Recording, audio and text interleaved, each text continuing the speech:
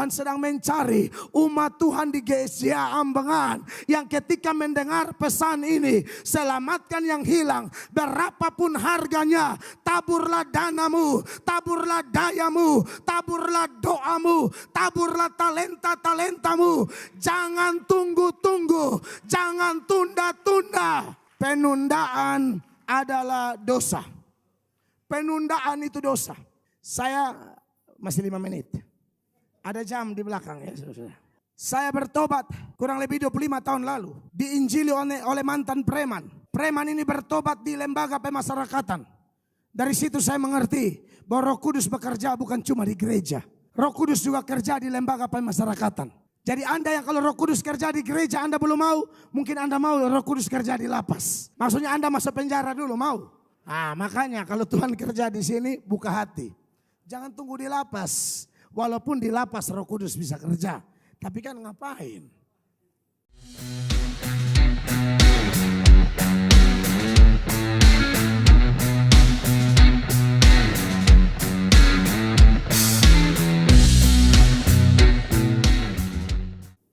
Baik, jemaat yang dikasihi oleh Tuhan Yesus, saya diundang dan tema yang diberikan oleh tim adalah selamatkan yang hilang dengan biaya berapapun atau berapapun harganya. Dan buat saya ini tema yang menarik. Yang belum kenal, saya Pendeta Mel Atok dari NTT. Saya Gembala Sidang Gereja Sidang Jemaat Allah Amazing Grace.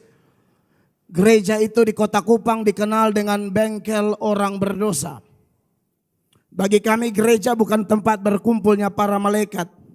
Gereja adalah tempat berkumpul orang-orang kotor yang menerima Yesus dan terus dibaharui dari waktu ke waktu, semakin hari semakin serupa dengan gambarannya. Dan saya bersyukur Tuhan memberkati pelayanan kami. Bahkan juga pelayanan kami di sosial media. Dan puji Tuhan, petinggi-petinggi GSJA dari pusat mendukung kami untuk menyampaikan Injil melalui sosial media. Dan itu anugerah Tuhan luar biasa. Karena bagi hamba-hamba Tuhan, apalagi bicara tentang konteks selamatkan yang hilang berapapun harganya, kita harus menjadi hamba Tuhan yang menjemput bola. Bukan hamba Tuhan yang berdoa minta jiwa, tapi harus jadi hamba Tuhan yang bergerak cari jiwa. Ora et labora itu tidak boleh hilang dari prinsip iman kita. Doakan apa yang mau kita kerjakan dan kerjakan apa yang kita doakan. Amin, kekasih-kekasih Tuhan. Dan saya melihat pelayanan kami, Tuhan berkati, Tuhan tolong karena kami bergerak dengan pemahaman bahwa kami sudah diselamatkan dengan cuma-cuma, maka kami tidak bisa menikmati keselamatan itu sendiri. Kami mau bergerak menjadi dampak, menjadi garam. Sifat dari garam itu adalah mempengaruhi, bukan dipengaruhi. Jadi dimanapun kami hadir, kami mau memberi pengaruh bagi sekeliling kami. Makanya ada satu pelayanan saya yaitu road gang to gang. Saya keliling dari gang-gang para preman, kumpulan anak-anak nakal. Lalu saya yang minta mereka waktu supaya saya bikin KKR di gang itu. Saya tidak selalu diundang, saya selalu bikin jadwal sendiri. Bukan tunggu diundang, undangan kayak begini bagi saya bonus lah. Tetapi saudara-saudara, untuk penginjil, jadwal tidak akan habis kalau memang kita melihat ada begitu banyak jiwa yang terhilang. Karena sekarang khotbah di Facebook bisa, khotbah di TikTok bisa, khotbah di YouTube bisa. Makanya kalau ada pendeta mengaku pendeta tapi tidak ada jadwal, wah kurang kreatif. Masa pendeta tidak ada jadwal hari gini, dunia secanggih ini? Harusnya ada jadwal. Amin. Orang bisa live jualan makanan, live jualan baju. Kenapa tidak live beritakan Injil? Apalagi kita sekolah teologi, banyak ilmu yang kita dapat. Harus hantam. Amin. Makanya saya bersyukur bahwa keseharian saya hanya menginjil, dan menginjil. Makanya gereja kami dari kecil dibongkar sampai 3 lantai. Jemaat ekonomi menengah ke bawah. Tapi bisa bangun gedung gereja kurang lebih 10 miliar. Itu dari mana? Kalau bukan dari pergerakan dengan iman. Amin, kekasih Tuhan. Ibadah 1 kali tidak tampung bobol gereja. Tidak tampung bikin 2 kali. Tidak tampung bobol lagi. Bikin 3 kali. Ada pendeta yang pernah mengeluarkan statement, gereja harus lebih ramai dari kantor lurah. Amin. Jadwal ibadah di gereja kami dari Senin ketemu Minggu. Biasa hari Senin hari istirahat hamba Tuhan toh. Kami kadang-kadang hari istirahat pun kerja. Beritakan Injil selagi masih siang. Akan datang malam tidak ada orang bisa bekerja. Amin. Makanya dibawa tema yang keren ini. Selamatkan yang hilang. Berapapun harganya. Saya harap walaupun KKR cuma 1 hari. Tapi KKR ini berdampak bagi kita semua. Amin saudara-saudara. Baik bagi pengurus AGBF. Bahkan semua jemaat terkasih. Di tempat ini GSJA Ambengan. Amin. Aduh ini GSJA nih. Didirikan oleh hamba-hamba Tuhan yang Tuhan pakai luar biasa. Tante Cuk pasti tidak tahu saya, tapi saya tahu beliau. Pasti tahu. Sering ke NTT, sering ke Kupang. Dan melalui khotbah hamba-hamba Tuhan ini kami dibakar. Melalui hamba-hamba Tuhan GSJA yang dari Jawa Timur, KKR di NTT, kami dibakar. Sekarang Tuhan balik, dari NTT Tuhan kirim, bakar di sini. Amin, kekasih Allah. Karena besi menajamkan besi, orang menajamkan sesamanya. Kita harus saling menguatkan, kita harus saling mendorong supaya sama-sama bangkit. Saya ajak kita membuka bagian firman Allah dalam Kisah Para Rasul pasal 5. Ayatnya yang ke-40 sampai ayat 42.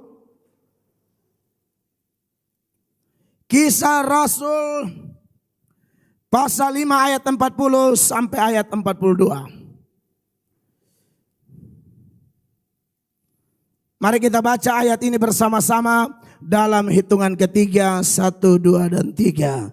Mereka memanggil rasul-rasul itu, lalu menyesal mereka dan melarang mereka mengajar dalam nama Yesus. Sesudah itu mereka dilepaskan.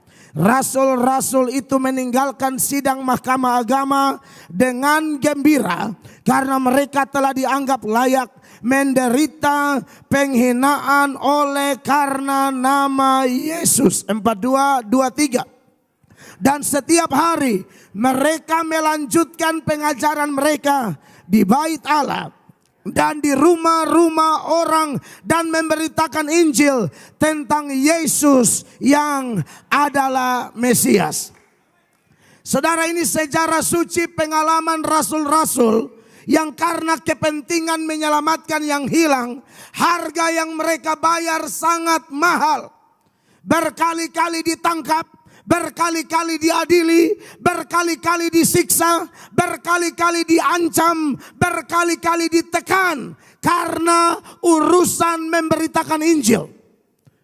Sampai disiksa. Tapi kalau Bapak Ibu baca ayat-ayat ini, waktu mereka disiksa, bukannya stres, bukannya putus asa, bukannya menyerah. Tapi di ayat 41 berkata, pada waktu mereka disesa, dengan jelas ayat itu berkata, mereka gembira.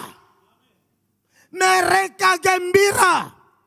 Kristen sejati punya prinsip jelas. Semakin dihambat, semakin merambat. Semakin ditekan, semakin berkobar-kobar. Semakin dilawan, kita harus tambah berapi-api untuk menjangkau yang terhilang. Ini sejarah suci. Ini bukan buku dongeng. Ini kisah nyata. Ini isi hati Tuhan. Ditulis untuk apa? Supaya kita semua belajar. Yang tidak baik jangan diikuti, yang baik diikuti, bahkan ditingkatkan. Itulah transparansi kitab suci. Amin, Bapak Ibu terkasih. Petrus dan kawan-kawan disiksa, tapi tetap semangat. Gereja hari-hari ini tersinggung, langsung pindah gereja. Tersinggung lagi, pindah gereja lagi. Tersinggung lagi, pindah gereja lagi. Sampai kalau tanya dia, gereja di mana?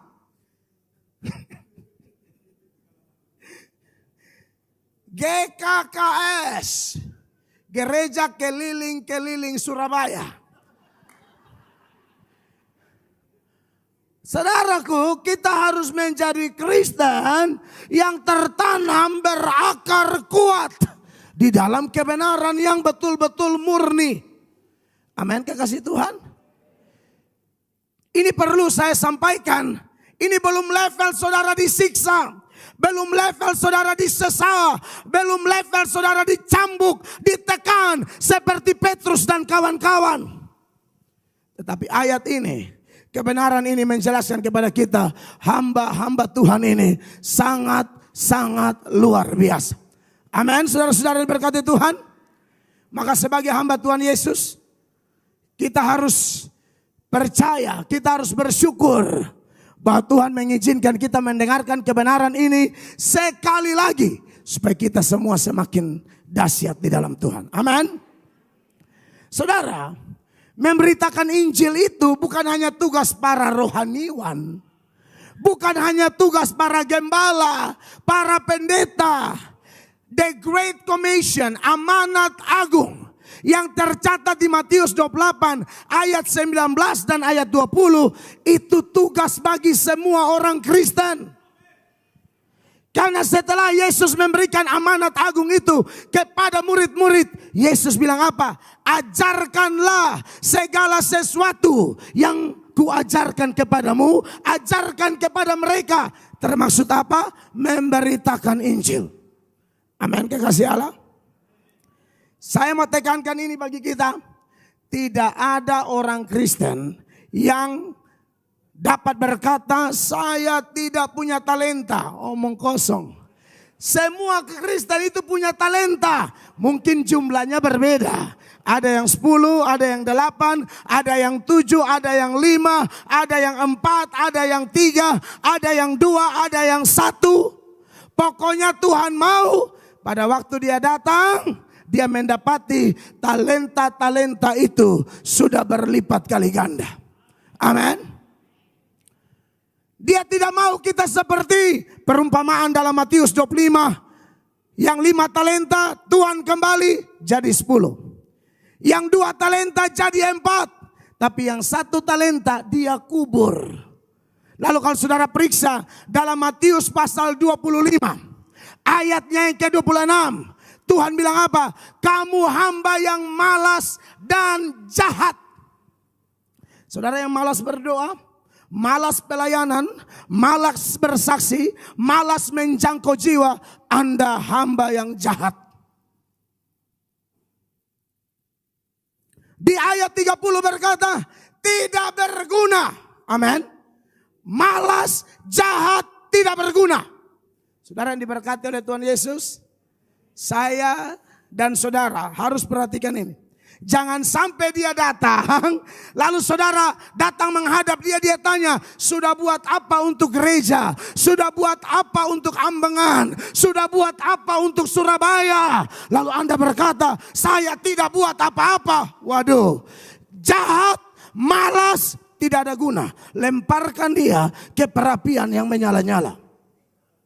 Tuhan sangat serius dengan urusan pekerjaannya atau pelayanannya. Prinsip anak Tuhan apa? Menyukai apa yang Tuhan sukai, membenci apa yang Tuhan benci. Jangan membenci apa yang Tuhan sukai atau menyukai apa yang Tuhan benci. Yang Tuhan sukai apa? Kita tidak boleh tinggal diam. Yang Tuhan sukai apa? Jangan padamkan roh. Itu berkaitan dengan pemberitaan Injil. Apa itu talenta, Bapak Ibu jemaat? Definisi talenta itu begini, secara lengkap menurut kitab suci. Talenta adalah segala sesuatu yang Allah berikan kepada kita. kita pakai kembali untuk kemuliaan namanya. Ulang. Jadi omong kosong kalau orang bilang, saya tidak punya talenta. Dengarkan definisi ini. Talenta adalah segala sesuatu yang Allah berikan kepada kita harus kita pakai kembali untuk kemuliaan nama Tuhan. Semua yang ada pada kita, tenaga kita, waktu kita, kekayaan kita, latar belakang pendidikan kita, talenta, bakat-bakat kita, bakat berbicara, bakat bernyanyi, atau bakat-bakat yang lain. Semua itu dititipkan Allah dalam diri kita untuk kita pakai demi kepentingan kerajaannya. Amin. Jadi tidak ada orang yang bilang saya tidak punya talenta. Orang Kristen percaya kita datang dengan telanjang, kita mati nanti telanjang. Lahir tidak bawa apa-apa, mati tidak bawa apa-apa. Kalau punya apa-apa, itu titipan Allah. Tolong dipakai untuk kemuliaan namanya. Rick Warren, dia pernah bagi pengalaman jemaatnya itu. Datang kepada dia dan tidak tahu mau melayani apa. Nyanyi tidak bisa, ini itu tidak bisa. Lalu pendeta Rick Warren bilang, kau bisa apa? Saya bisa masak. Wow, Anda jangan pikir memasak itu bukan talenta. Ada KKR besar, ada Natalan, butuh makanan enak. Jangan buang-buang duit beli kasih kaya orang lain. Kalau bisa dalam jemaat sendiri yang kerja memberi makanan-makanan terbaik. Menurut saya sekalipun Anda di belakang layar, tapi upahmu tidak akan pernah hilang. Karena Alkitab bilang, kasih secangkir air saja kepada murid Tuhan yang paling kecil, tidak kehilangan upah kok. Apalagi bakmi. Amin. Apalagi steak. Oh iya dong. Jadi omong kosong kalau ada orang Kristen bilang, saya tidak tahu mau ngapain. Loh. Mengerti tidak apa itu talenta? Tidak ada orang Kristen yang saya tidak punya talenta. Semua kita punya talenta. Amin. Bahkan saya melihat banyak pelayanan berhasil itu bukan karena orang-orang yang di depan layar, yang sering tampil di panggung. Justru keberhasilan sebuah pelayanan ada orang-orang di belakang layar yang Allah pakai luar biasa untuk kepentingan perluasan kerajaan Allah. Coba bandingkan dengan satu data ya. Dalam Lukas pasal 8. Lukas 8 mulai ayat 1. Zaman itu karena faktor budaya paternalistik, itu perempuan-perempuan tidak bisa tampil di depan. Tapi apakah perempuan tidak bisa tampil di depan, lalu dia tidak bisa produktif untuk kepentingan kerajaan Allah? Tentu bisa. Perhatikan ayat ini. Lukas pasal 8 mulai ayat 1. Ada isi worshipnya. Lukas 8 ayat 1. Ternyata tidak ada. Ada. Oh puji Tuhan. Saya perhatikan, tidak lama sesudah itu Yesus berjalan, berkeliling dari kota ke kota dan dari desa ke desa memberitakan Injil kerajaan Allah. Ke-12 muridnya bersama-sama dengan dia. Ayat 2, jemaat 1, 2, 3 sama-sama. Dan juga beberapa orang perempuan yang telah disembuhkan dari roh-roh jahat atau berbagai penyakit. Yaitu Maria yang disebut Magdalena yang telah dibebaskan dari 7 roh jahat. 3, 2, 3. Yohana istri Kusa, bendahara Herodes, Susana dan banyak perempuan lain. Perempuan-perempuan ini melayani rombongan itu dengan kekayaan mereka. Saudara, pemimpin timnya bernama Yesus Kristus. Siapa Yesus Kristus? Pencipta dan pemilik langit dan bumi, laut beserta segala isinya. Tapi Yesus tidak menolak ketika ada perempuan-perempuan kaya yang datang menopang pelayanannya. Bisa aja Yesus bilang, saya tidak butuh duitmu, saya pencipta langit dan bumi kok. Tapi Yesus tidak menolaknya.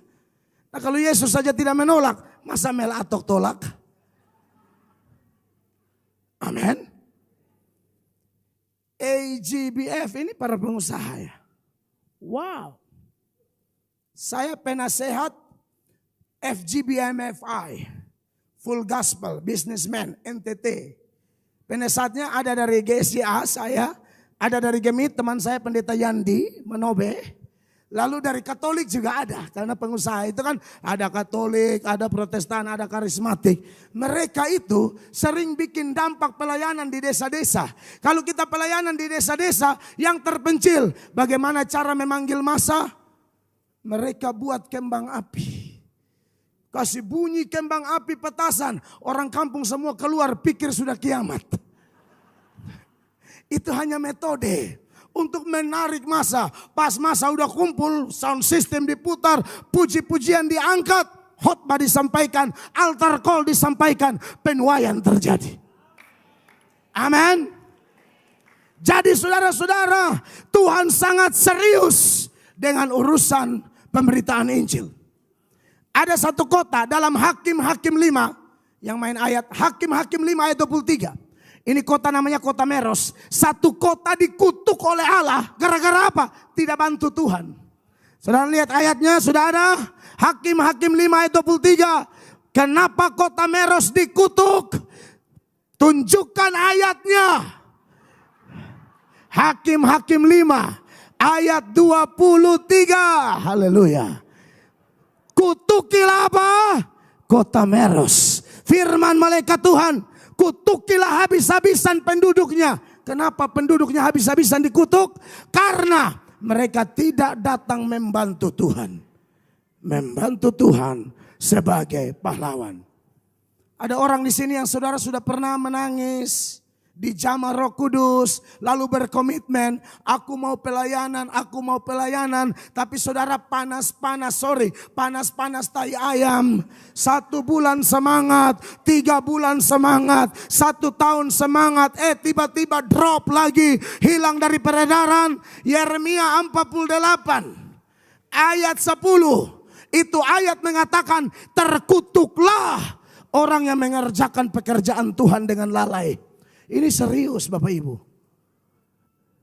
Meros dikutuk karena tidak mau melayani.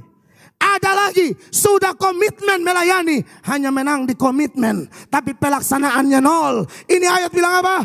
Terkutuklah orang yang melaksanakan pekerjaan Tuhan dengan lalai. Saya sampaikan ayat ini sejujur-jujurnya. Kalau ada orang GSJ Ambengan yang selama ini Anda tidur secara rohani, Anda pernah janji melayani, tapi Anda tidak menepati janjimu. Baca ini ayat, pulang renungkan. Tuhan itu kalau dia ngomong apa-apa, firman yang pergi tidak akan kembali dengan sia-sia. Kalau dia bilang berkat, berkat. Dia bilang kutuk, kutuk. Amin Bapak Ibu. Masih ada api Pentakosta di GSJ ini. Masih ada roh Pentakosta di sini. Amin. Tanda roh Pentakosta, penginjilannya tajam. Ini gereja mungkin sudah usia 50 tahun kah? 55 tahun. Darah Yesus berkuasa. Sorry, saya mesti ngomong ini. Saya anak kemarin sebenarnya. Kalau di GSJ Indonesia, Mel Atok tuh anak kemarin. Anak sekolah minggu yang kemudian remaja pemuda masuk sekolah teologi, lalu sekarang datang dan menyampaikan, ayo bangkit orang-orang tuaku di GSJ Ambengan. Kita tidak bisa lagi santai-santai. Yesus sudah mau kembali.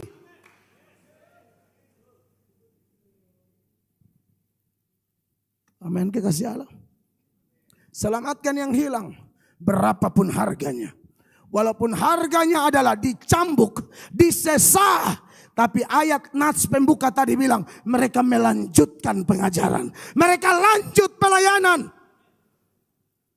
Ini baru tidak dihargai, sedikit sudah ngambek. Aku kok tidak dihargai ya di situ ya. Saudara sombong sekali. Anda sombong sekali.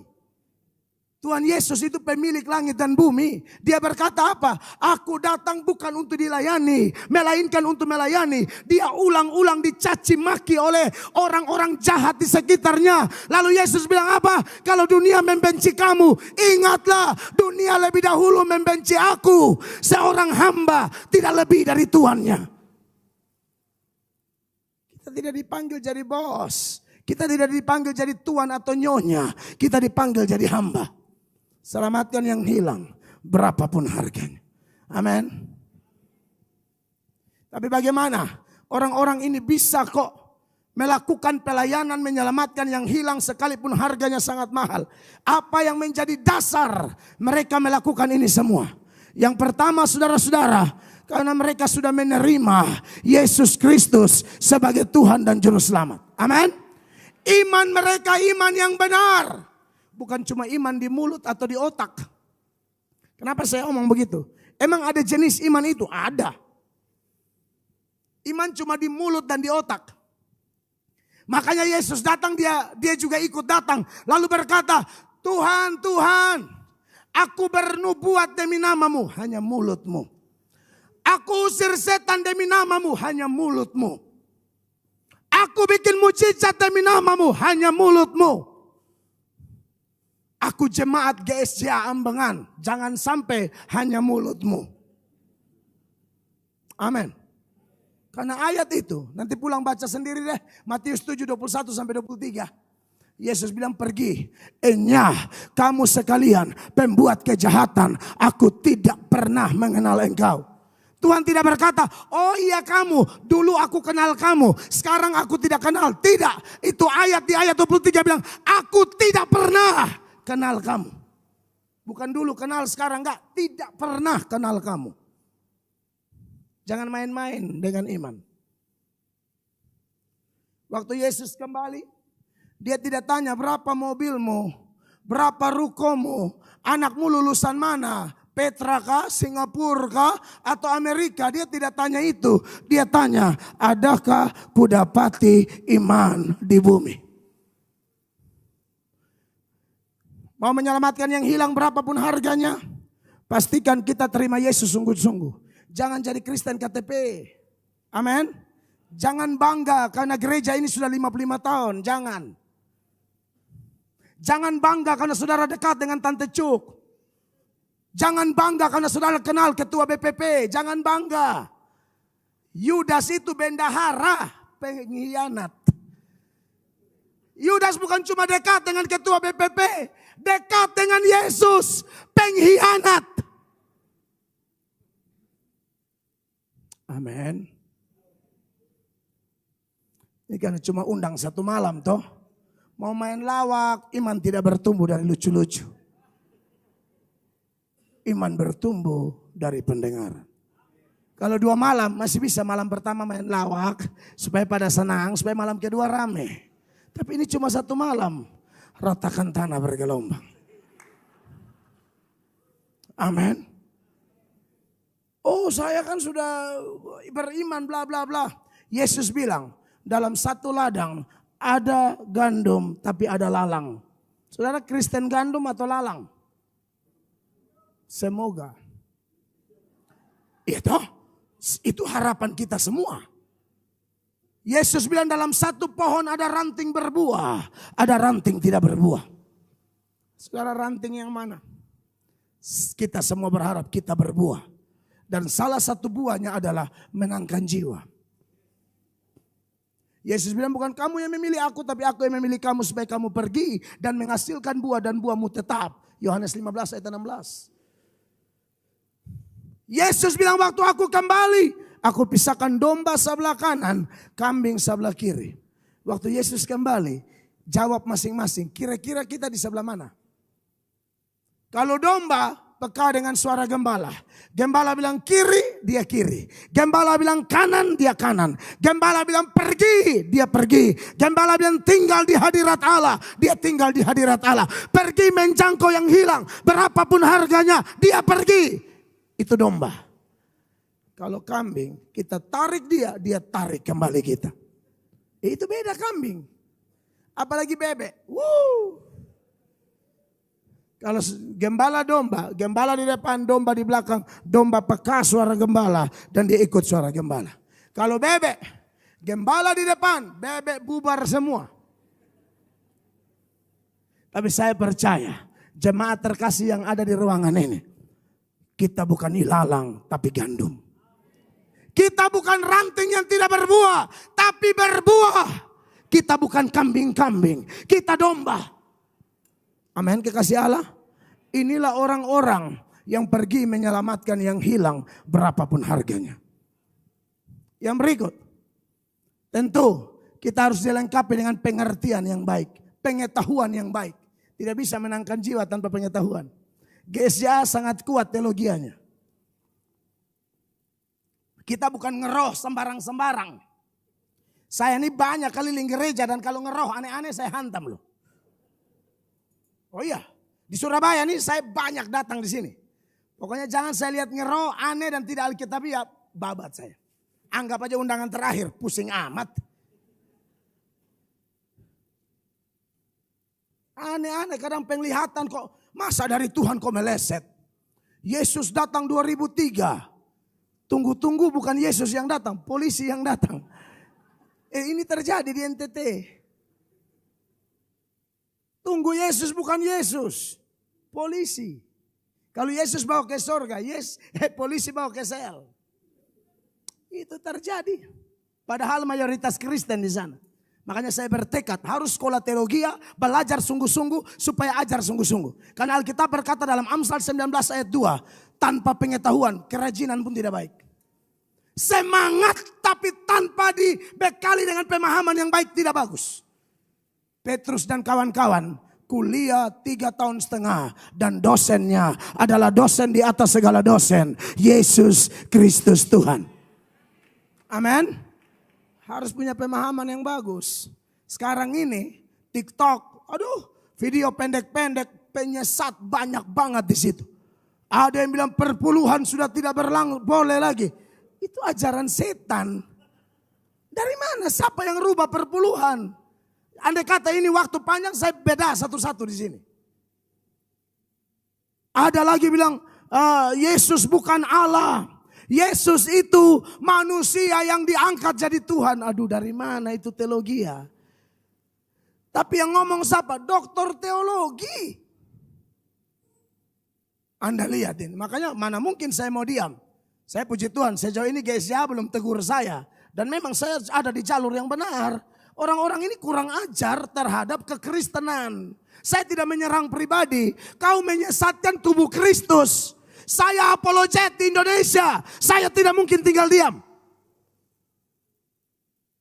Amin. Seorang teolog, John Calvin itu pernah bilang begini. Dan statementnya saya baca, saya ngeri sendiri. Calvin bilang apa? Anjing saja akan menggonggong kalau tuannya diganggu. Masakan aku hamba Tuhan, kebenaran Tuhanku diinjak-injak. Lalu aku diam saja. Calvin mengatakan anjing lebih baik dari aku. Amin. Makanya kenapa kita harus lengkapi iman kita dengan pengetahuan. Makanya kalau Bapak Ibu baca tulisan Petrus dalam 2 Petrus pasal 1 ayat 5. Dia bilang tambahkan pada imanmu kebajikan, tambahkan kepada kebajikan pengetahuan. Dan seterusnya kesalehan dan lain sebagainya. Ketekunan kasih. Itu paket untuk seorang yang mau berkata aku mau selamatkan yang hilang. Amin, kekasih Tuhan. Dan yang berikut. Kalau mau pergi menyelamatkan yang hilang berapapun harganya. Tidak cukup hanya beriman. Tidak cukup punya pengetahuan. Tapi harus ada kuasa. Makanya Tuhan bilang sama Petrus dan kawan-kawan. Sebelum pergi menjadi saksi Kristus. Tunggu di Yerusalem. Sampai Roh Kudus turun atas kamu. Amin. Pintar teologi. Mengaku beriman. Tapi kalau tidak ada kuasa sia-sia. Gereja kita, GSJA, salah satu Pentakosta tertua di dunia. Kita menekankan kuasa Roh Kudus. Amin. Makanya saya bersyukur dari BPP, keputusan dari pusat, mengingatkan semua pendeta. Tolong doa minimal pendeta 1 hari 1 jam. Baca Alkitab Minimal 1 tahun 1 kali. Saya ini tahun sudah mau habis 5 kali. Karena saya tahu suara BPP itu Tuhan yang titip suara itu. Makanya kemarin ada pendeta punya video bilang tidak boleh baca Alkitab atau tidak ada ayat baca Alkitab. Saya langsung bantah. Kok berani sekali ngomong itu. Saya bilang, ibu ada ayatnya, kok ibu bisa bilang tidak ada, bagaimana? Ada ayatnya, baca Alkitab. Khotbah ngomong tentang Tuhan. Berdoa ngomong dengan Tuhan. Baca Alkitab, Tuhan ngomong dengan kita. Amin, kekasih Allah. Tidak ada masalah orang bilang, saya mendengar dorongan Roh Kudus. Roh Kudus tidak mungkin mendorong orang di luar kitab suci. Karena pada waktu Yesus mau pergi, Yesus janjikan penghibur. Yesus bilang dia datang, dia akan membawa kamu ke dalam seluruh kebenaran. Dia tidak akan menyampaikan apapun selain yang kukatakan kepadanya. Makanya itu yang tadi itu Yesus datang 2003 itu katanya Roh Kudus yang ngomong. Kok Roh Kudus ngomong bisa bertentangan dengan Alkitab? Yesus bilang apa? Tentang hari dan saat itu tidak ada yang tahu. Malaikat tidak, seorang pun tidak, anak pun tidak. Hanya Bapa yang tahu. Kenapa itu pendeta di Jawa Barat tahu? Itu harus dikritisi. Kalau mau menyelamatkan yang hilang, beriman sungguh-sungguh. Amin.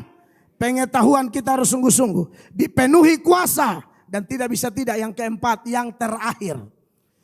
Kita harus taat kepada Tuhan. Ketaatan murid-murid dilatih. Tunggu di Yerusalem. Dan mereka benar-benar menunggu. Sebenarnya Tuhan sedang melatih ketaatan mereka. Bagaimana mungkin seorang bisa memenangkan jiwa? Bisa punya hati menarik orang. Dari gelap kepada terang yang ajaib. Kalau kita sendiri tidak taat kepada Tuhan. Kami di NTT mayoritas Kristen. Jadi kalau omong Tuhan semua bisa ngomong. Bahkan yang mabok pun serius. Ada majelis yang mabok berat tapi khotbah loh. Mabok, iya.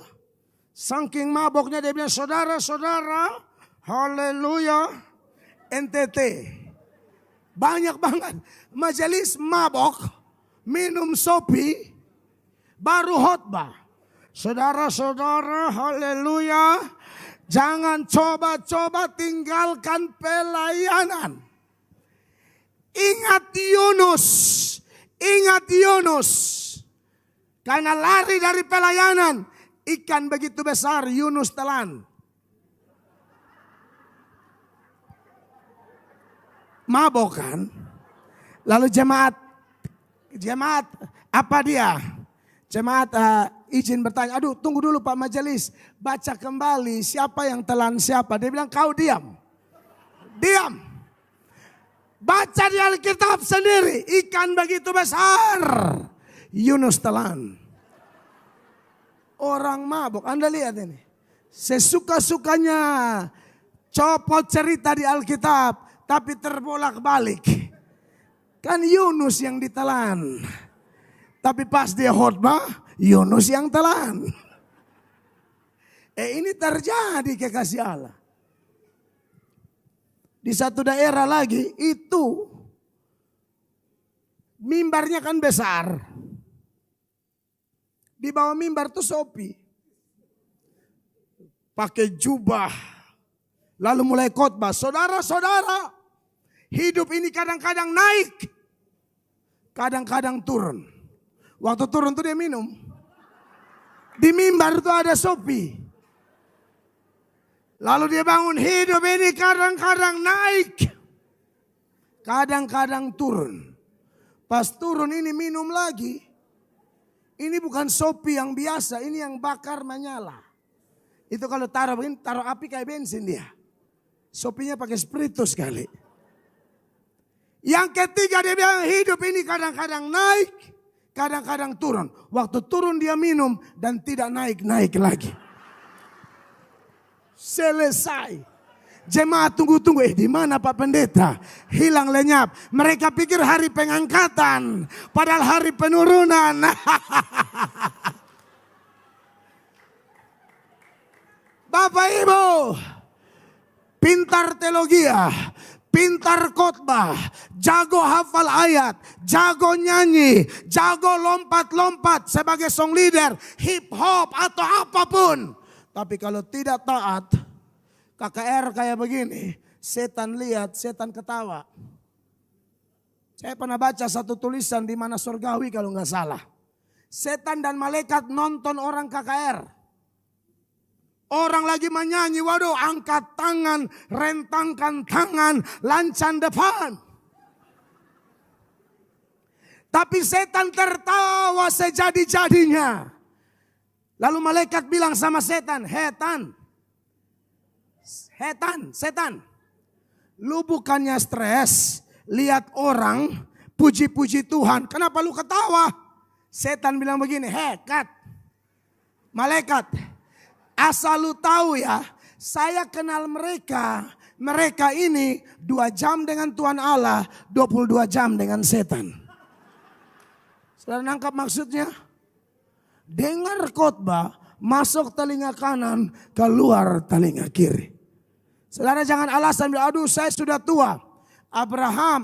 Nuh dapat tugas bikin bahtera. Coba baca, usianya berapa? 500 tahun. Nuh itu dapat tugas bikin bahtera 500 tahun. Tapi apa yang Nuh lakukan? Apakah menunda-nunda? Tidak. Dia segera melaksanakannya. Dia langsung melaksanakannya. Dia langsung mentaatinya. Tuhan sedang mencari umat Tuhan di Gesia Ambengan yang ketika mendengar pesan ini, selamatkan yang hilang berapapun harganya. Taburlah danamu, taburlah dayamu, taburlah doamu, taburlah talenta-talentamu. Jangan tunggu-tunggu, jangan tunda-tunda. Penundaan adalah dosa. Penundaan itu dosa. Saya masih 5 menit. Ada jam di belakang ya saudara. Saya bertobat kurang lebih 25 tahun lalu. Diinjili oleh mantan preman. Preman ini bertobat di lembaga pemasyarakatan. Dari situ saya mengerti bahwa Roh Kudus bekerja bukan cuma di gereja. Roh Kudus juga kerja di lembaga pemasyarakatan. Jadi Anda yang kalau Roh Kudus kerja di gereja Anda belum mau, mungkin Anda mau Roh Kudus kerja di lapas. Maksudnya Anda masuk penjara dulu, mau? Nah, makanya kalau Tuhan kerja di sini, buka hati. Jangan tunggu di lapas. Walaupun di lapas Roh Kudus bisa kerja. Tapi kan ngapain? Tapi intinya teman saya itu bebas. Mantan narapidana. Tidak sekolah teologi waktu itu. Dia turun ke jalan-jalan, dia melakukan penginjilan. Dihina, diolok, diejek. Tapi dia tidak malu. Dari puluhan anak, ada salah satu anak yang duduk isap rokok di belakang. Sedang kompas orang, palak-palak, pajak-pajak. Yaitu Mel Atok. Saya tidak bisa tahan dengar khotbahnya. Saya matikan rokok saya. Satu persatu pemuda itu pulang, tinggal saya sendiri. Saya menangis sejadi-jadinya pada waktu itu. Saya segera mentaati. Saya bilang saya mau mengikut kalian. Saya mau jadi hamba Tuhan Yesus. Dan mulai saat itu kemudian saya sekolah teologi. Dan sampai hari ini tantangan pasti ada. Persoalan pasti ada. Tapi Yesus kita besar. Lebih besar dari tantangan apapun. Kalau Tuhan yang panggil kita, Tuhan tidak akan kerja setengah-setengah. Dia yang memulai, dia akan meneruskan sampai seluruh rencananya tergenapi sempurna. Amin. Dan rencananya selalu yang terbaik. Karena dia berkata, kita tahu sekarang Allah turut bekerja dalam segala hal untuk mendatangkan kebaikan. Supaya setiap orang yang percaya kepadanya, semua orang yang mengasihi dia, yang terpanggil sesuai rencananya, boleh melihat kebaikan-kebaikan luar biasa terjadi di hidupnya. Amin. Suka dan duka terlalu banyak. Saya dikasih rekomendasi oleh Pak John Adu, pergi ke Batu Tulis. Waktu itu almarhum Pak Stefanus masih ada. Pak Stefanus sudah usaha bantu saya, tapi saya datang ke Jakarta terlambat. Mau ke Sati, waduh. Ekonomiku lemah lembut. Karena saya backgroundnya, papa Katolik, mama Protestan. Papa cuma sopir angkot, SIM-nya udah mati dari tahun 1986. miskinnya luar biasa. Semua pendeta di GSJ di NTT tahu, Mel Atok itu anak miskin yang rindu sekolah teologi tapi tidak ada link. Maka saya sekolah teologi lah di satu sekolah yang dibangun oleh seorang pendeta GSJ juga, yaitu Bapak Ferry Tabaleku. Bapak-bapak yang senior-senior tahu. Satu sekolah bangun, satu semester tutup, Pak. Saya hampir gila waktu itu. Tapi ternyata Tuhan itu luar biasa. Kalau dia panggil, dia tanggung jawab. Amin. Tinggal 2 menit nih, saya tutup dengan satu ilustrasi. Ada seorang raja punya seorang anak buah kesayangan. Namanya Tarjo. Ini kan cerita toh. Kalau firman Allah tidak boleh dirubah, cerita boleh lah. Tarjo ini anak kepercayaan dari raja. Raja ini maniak berburu. Raja kemana-mana pasti bawa Tarjo. Satu kali dalam waktu berburu. Sudah siang hari, tengah hari, panas banget. Belum ada hasil. Lalu mereka cari pohon rindang, mereka cari sombar, istirahat di sana. Lalu Tarjo mengambil hati raja, dia ambil senjata, lalu dia bersihkan senjata ini. Saking semangat membersihkan, dia lupa di senjata itu ada peluru. Dia tekan pelatuknya. Tembak jempol kaki kanan raja putus. Raja berteriak, satu hutan geger. Singkat cerita raja marah, memasukkan Tarjo ke dalam penjara. 6 bulan kemudian, raja mau kembali berburu. Mereka bilang, apakah kita kasih keluar Tarjo dari penjara untuk ikut raja? Raja bilang tidak, dia sangat mengecewakan saya. Saya mau pergi sendiri. Waktu raja masuk ke hutan, berjalan kian lama kian jauh. Raja ketemu segerombolan suku primitif menangkap raja. Mengikat raja hidup-hidup. Mau bakar raja hidup-hidup sebagai persembahan bagi dewa mereka. Pada waktu mau dibakar, seorang anggota suku itu datang kepada kepala suku. Bapak kepala suku, korban siap dibakar sekarang. Apakah kita eksekusi sekarang? Kepala suku bilang, tunggu dulu, ingat aturan dewa. Korban tidak boleh cacat, periksa ulang. Periksa kembali. Maka mereka periksa perlahan-lahan sampai jempol kaki kanan ternyata tidak ada. Mereka bilang, Bapak kepala suku, ternyata ini jempol kaki kanannya tidak ada. Kalau begitu lepaskan dia. Waktu dia lepas, dia ingat satu nama, Tarjo. Karena Tarjo yang bikin putus. Memang sakit, tapi di balik sakit ada maksud. Maka pergilah dia ke rumah tahanan. Sampai di rumah tahanan, dia bilang panggil Tarjo keluar. Maka keluarlah Tarjo dengan posisi diikat. Lalu dia peluk Tarjo, dia cium Tarjo. Dia bilang, Tarjo minta maaf Tarjo. Saya sudah memenjarakan kamu. Tarjo, kau tahu tidak? Tadi saya ke hutan, saya ketemu suku primitif. Mereka tangkap saya, mau bakar saya hidup-hidup sebagai persembahan untuk dewa mereka. Tapi mereka lihat jari saya yang kau tembak Tarjo. Dia bersyukur tapi masih emosi dikit, wajar lah. Tapi aduh Tarjo, terima kasih karena kau sudah tembak kaki saya. Lalu berlututlah Tarjo di depan raja dan Tarjo berkata, Bapak Raja, terima kasih karena telah memenjarakan saya.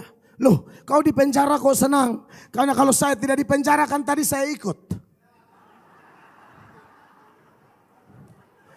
Bapak sih enak. Jari udah ada, nggak ada satu. Saya lengkap, Pak. Tadi kalau saya ikut, Bapak lolos, saya hangus. Saudaraku, jangan takut melayani Tuhan. Berapapun harganya, Allah turut bekerja mendatangkan kebaikan. Saya selesai, Tuhan Yesus dimuliakan. Mari kita berdiri bersama-sama, jemaat terkasih.